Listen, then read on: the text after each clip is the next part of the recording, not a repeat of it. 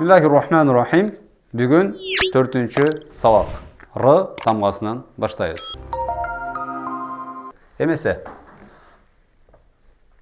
жазылышы жана оқылышы.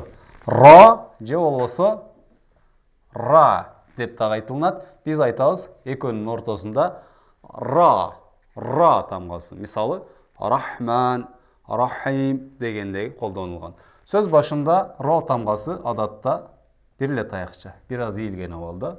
Сөз ортасында жана сөз аяғында. Ортасында жана аяғында р тамғасы бір-біріне оқшош. Андан кейінгі тамға бұл зә тамғасы. Зә. Ушул жерден бір нерсени салыштыра кетүүнү туура деп көрдүк. Буга чейин биз зәл деген тамга өттүк. Адатта экөө тең эле з тамгалары. Бул да з тамгасы, бул да з тамгасы. Бул зәл тамгасынан зә тамгасынын айырмасы эмнеде десек, албетте биринчи жазылышында, экинчи айтылышында дагы. Бул эки тиштин ортосуна коюп зәл деп айткан болсок, ал эми буну адатта кыргыз тилинде колдонулган эле з тамгасы. Зә,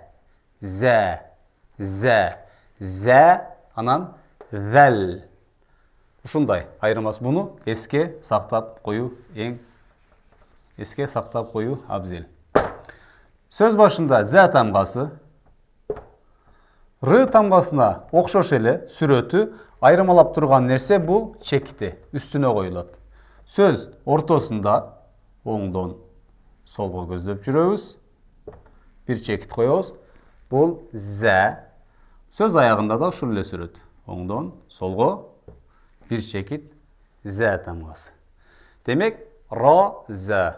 Жаңы үйрөнүп аткан адамды башын айландырып, бираз кыйынчылык абалга сала турган негизги нерселер шу тамгалардын сүрөттөрүнүн формаларынын же болбосо бири-бирине аябай окшоштугу айырмалаган нерсе дээрлик ушул чекиттер. Кайсы бир тамгада үстүнө, кайсы бир тамганын астына, кайсы бир тамганын 2-ден же 3-төн коюлат. Ошону жакшыраак эске түйүп алса, кийин окуп атканда киши кыйналбай окуйт.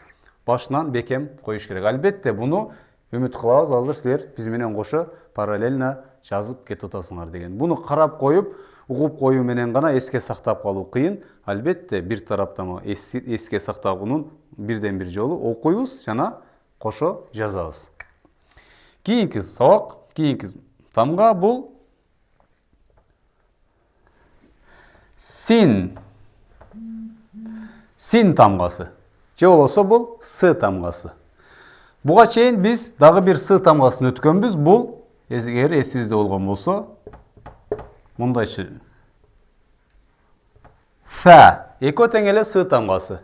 Эки сынын бири-биринен айырмасы кандай деген болсок, бул эки тиштин ортосуна тилди коюп, сако фа деп айтсак, ал эми буну адаттагы эле эч бир кыйналбастан жөнөкөй айтылган син, фа.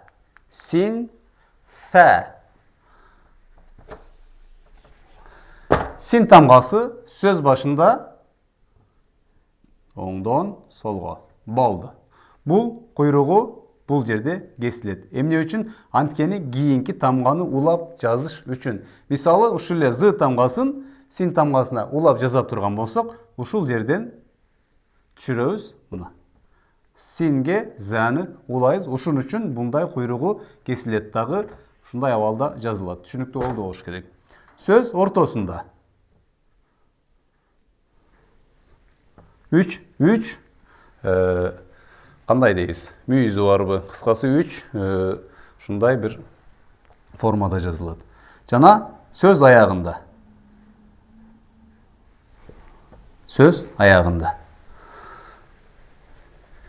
Андан кийинки тамга бул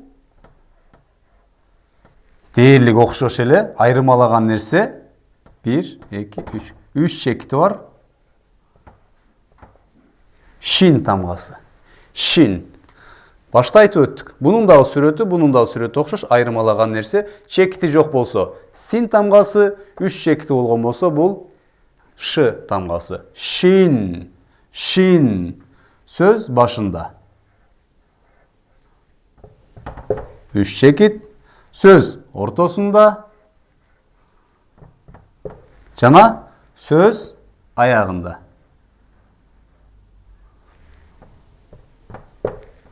Биринчи тамганын өзүн жазып алабыз дагы, андан кийин биз аракеттерди коёбуз. Эмесе бүгүнкү өтүлгөн 4 тамганы кайрадан башынан кайталайбыз. Биз көптөн өтсөк болот эле, бирок аз-аздан түшүнүктүү жана ошону өзүнүн ордунда айтып шашпай үйрөнүүнү туура деп көрдүк. Ра, ра, ра, зә, зә, син, син, шин, шин. Бүгүнкү сабагыбыз 4 тамгадан турду. Кийинки сабактан жолугушканга чейин Аллахка аманат.